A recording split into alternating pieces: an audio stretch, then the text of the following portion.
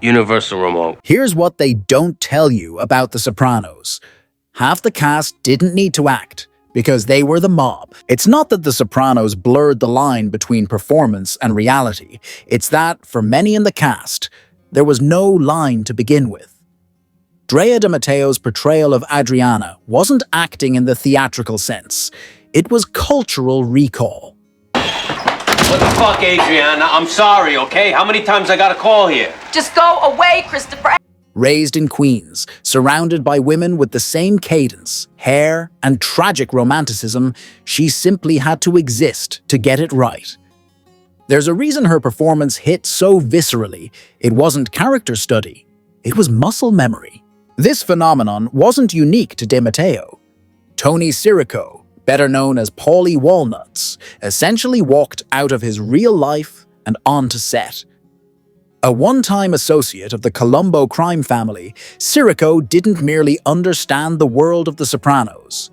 He was it.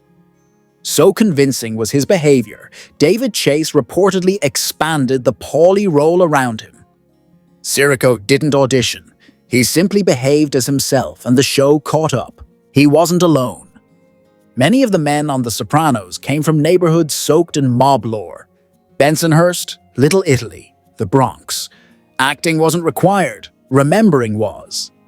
There's an old clip of Sirico being interviewed before his acting career, discussing his criminal past. That wasn't a backstory, it was the casting reel. Even on set, Sirico was Paulie. Universal remote. Universal remote. Probably wiped your wrist. He issued orders, demanded remotes be docked properly, and defended his character's ridiculous behavior with the same indignant energy the character himself would have used. He came at me with a universal remote. I got a right to defend myself. Sting of Oz. Fucking joke. More like the sting of mine. One can almost hear the faint echo of this thing of ours behind the absurdity. Yes, Paulie was in the mob. No, he wasn't a made man, but he was close enough to warrant real deference. Rumor has it that Colombo figures treated him like one of their own well into his acting years. Maybe it was nostalgia, maybe it was respect, or maybe it was just the fact that you never really leave. Others blurred the lines with less flamboyance. Robert Aylar, AJ, once joked that Paulie and Sirico were indistinguishable. Christopher Moltisanti, Michael Imperioli, may not have been mob-adjacent, but his performance suggested he'd absorbed the culture like secondhand smoke. Hey, how you doing? How's the clay fish? Even Furio, the baguette-wielding rage machine, felt imported directly from the southern Italian subconscious. Of course, not all performances were created equal. Steve Schirripa's Bobby Bakala is a lightning rod for debate. Uncle Bobby's funeral is finally set for Thursday. Was he the show's emotional sleeper cell, a quiet man whose grief bled out in small, tragic moments? Or was he just a limited actor, stumbling through sentiment like a deer in a tracksuit? Critics fall on both sides. I don't care, bro. I don't care if I live or die. Some see Bobby's stiffness as part of his character's simplicity. I'm never gonna pay. Others see an actor struggling to emote without reading cue cards off a meatball parm. Still, for all the actors who simply played versions of themselves, there were those who elevated the craft. James Gandolfini and Edie Falco stand apart, obviously. Their performances had range, nuance, devastation. But to suggest that De Matteo ranked just behind them, tied with Imperioli, no less, is generous bordering on delusional.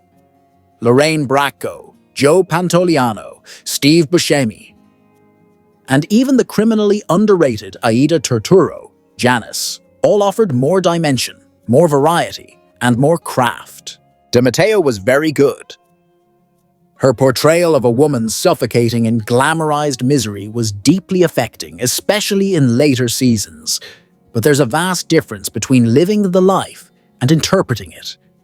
As with many from Queens, she had the attitude baked in. I love Christopher, and sooner or later we're gonna get out from under all this shit and leave this fucking state. But her performance shone when it transcended mimicry and reached pathos. That's acting.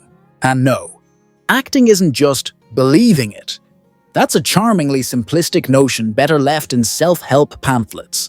100 women from Whitestone could have been handed the same script and accent, and 99 would have turned in a caricature.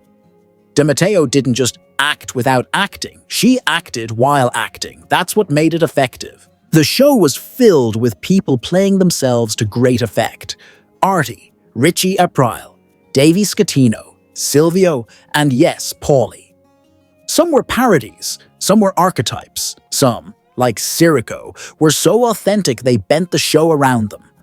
But let's not pretend that everyone who knew a guy could have pulled this off. The Sopranos succeeded not just because it was cast well, but because it was cast right. The line between truth and fiction may have been thin, but it was walked with absolute precision. And no, the guy from Sesame Street didn't show up.